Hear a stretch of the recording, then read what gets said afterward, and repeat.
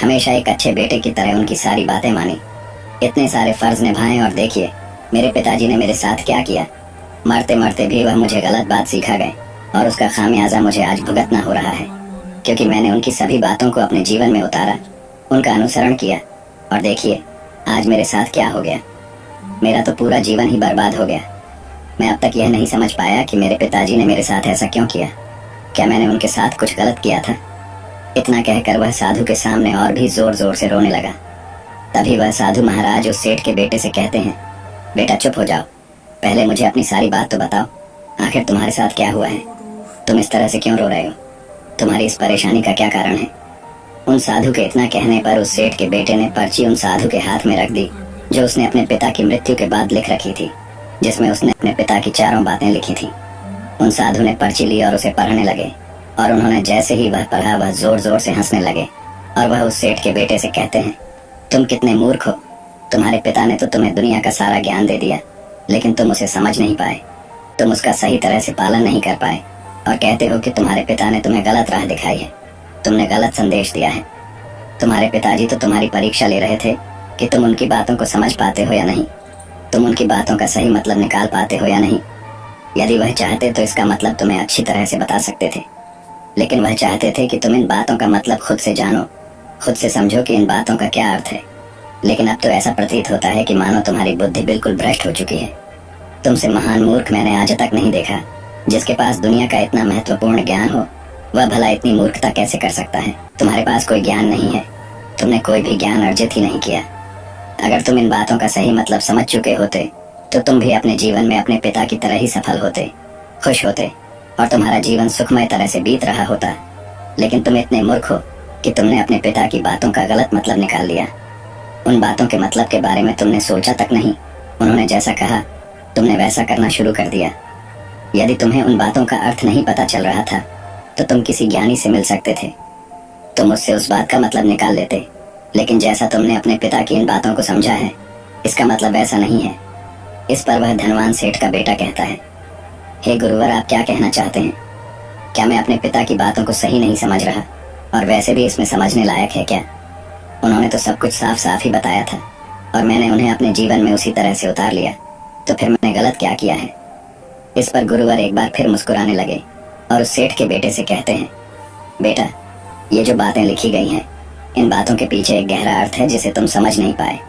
इसी कारणवश तुमने यह मूर्खता कर दी, और इसी कारणवश तुमने अपना पूरा जीवन बर्बाद कर लिया।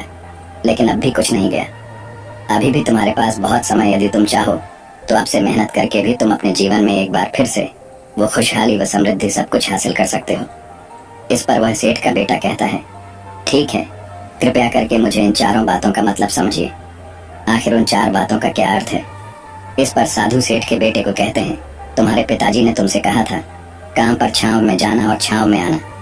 इसका मतलब ये है, सूर्य निकलने से पहले ही तुम दुकान पर पहुंच जाना, और सूर्यास्त होने के बाद ही तुम वापस घर आना, जिससे तुम्हें दुकान पर अधिक से अधिक समय मिल पाएगा। तुम उस काम को अच्छी तरह समझ पाओगे, उस काम को अच्छी तरह से कर पाओगे, उस काम को बढ़ाने में तुम अपना दिमाग लगा पाओगे, और तुम अपने काम में तरक्की कर पाओगे। लेकिन तुमने तो इसका गलत मतलब निकाल लिया। तुमने तो अपने घर से लेकर दुकान तक एक ऐसा टेंट लगवा दिया जिससे तुम छांव में आ सको और छांव में जा सको। अब तुम ही बताओ, क्या तुमने अपने पिताजी की इन बातों का सही मतलब समझा था? यह सुनकर वह सेठ का बेटा जोर जोर से रोने लगा और कहने लगा, हे गुरुवर, मेरी ही गलती थी। मैंने अपने पिता की इन बातों का गलत मतलब निकाला, और इसी कारणवश आज मैं पूरी तरह से बर्बाद हो चुका हूँ। मैं ही मूर्ख था। मेरे पिताजी ने तो मुझे इतना महत्वपूर्ण ज्ञान दिया था, लेकिन मैं उस हीरे को पत्थर समझ बैठा। आगे वह सेठ का बेटा उन गुरुवर से कहता है कि गुरुवर, दूसरी बात क्या है, उसका अर्थ क्या है? आगे गुरुवर दूसरी बात का अर्थ समझाते हुए कहते हैं, चर्म की बार करवाना। इसका अर्थ यह है कि तुम अपने घर में कुत्ता या बिल्ली पालना। जब तुम अपने घर में कुत्ता बिल्ली पाल लोगे तो ये तुम्हारे घर की चारों ओर से रक्षा करेगा, जिससे तुम्हारी धन दौलत पूरी तरह से सुरक्षित रहेंगी, और तुम बेफिक्र होकर दुकान पर मन लगा सकोगे, बेफिक्र होकर दुकान के कामों को समझ सकोगे और तरक्की कर पाओगे। और तो और तुम्हारे मन में कभी यह भी डर नहीं होगा कि कहीं कोई चोर आकर मेरी संपत्ति न चुरा ले। चर्म की बार करवाने का असली मतलब ये है, लेकिन तुमने तो चर्म की बार करवाने का मतलब कुछ और ही निकाल दिया। तुमने तो अपने घर की दो दीवारों को ही चर्म से पूरी तरह से भरवा दिया, जिस कारण आसपास गंदी बदबू फैल गई। तुम्हारे आसपास के लोग भी अपना घर त्याग कर कहीं और चले गए। यहाँ तक कि तुम्हारे मित्र, तुम्हारे सगे संबंधी भी उस बदबू के कारण तुम्हारे घर पर आने से कतराने लगे। और अब हालत यह हो चुकी है कि ना तो तुम्हारे घर पर कोई आता है और ना ही कोई जाता है। और इसी कारणवश लोग तुम्हें नापसंद करने लगे और तुम्हारी बर्बादी का यह भी कारण है। आगे सेठ का बेटा कहता है, हे गुरुवर, ये सब तो ठीक है, लेकिन ये खाने को मीठा करके खाना, इसका क्या? मैंने इसका भी अर्थ गलत निकला है क्या? मैंने तो अपने पिता की बातों के कहे अनुसार ही हर रोज मीठा खाया, और आज देखिए मेरा शरीर कितना वजनदार हो चुका है, जिस कारण मुझे अनेक प्रकार की बीमारियों ने घेर रखा है। क्या मैं इस बात को भी गलत समझ रहा था? इस पर वह साधु उस सेठ के बेटे से कहते हैं, हाँ, तुमने इस बात का भी गलत मतलब निकाला है। मीठा करके खाने का अर्थ यह है कि जब भी तुम्हें भूख तेजी से लगे तभी तुम्हें भोजन करना है, ना उसके पहले और ना उसके बाद। अन्यथा यदि तुम्हें भूख न लगी होगी और तुम्हें भोजन मिल जाए तो तुम उस भोजन की कभी कदर नहीं करोगे। वह रोटी तुम्हें कभी मीठी नहीं लगेगा, फिर चाहे वह भोजन कितना भी स्वादिष्ट क्यों ना हो, चाहे भोजन कितना भी लाजवाब क्यों ना हो, तुम उसकी कदर कभी नहीं कर पाओगे, तुम उसका सम्मान कभी नहीं कर पाओगे। किंतु जब एक व्यक्ति को जोरों की भूख लगी होती है तो उसके सामने यदि तुम सूखी रोटी भी रख दो तो भी वह उसके लिए किसी पंचमेल से कम नहीं है। वह उससे प्रेम पूर्वक खाता है, उसका आदर करता है, उसका सम्मान करता है, और वह रोटी उसे मीठी लगती है। इसीलिए तुम्हारे पिताजी ने यह कहा था कि भोजन मीठा करके खाना, जिससे तुम्हारा स्वास्थ्य भी अच्छा रहेगा।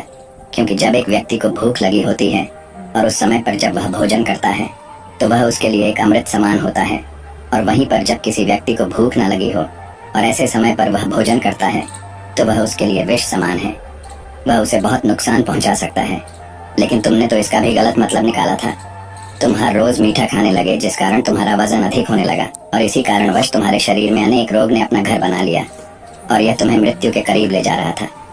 इसलिए आज से जब भी तुम्हें जोरों की भूख लगे तभी भोजन करना तुम्हारे लिए अत्यधिक फायदेमंद होगा और तुम्हारे शरीर को हमेशा निरोगी बनाने में तुम्हारी मदद करेगा।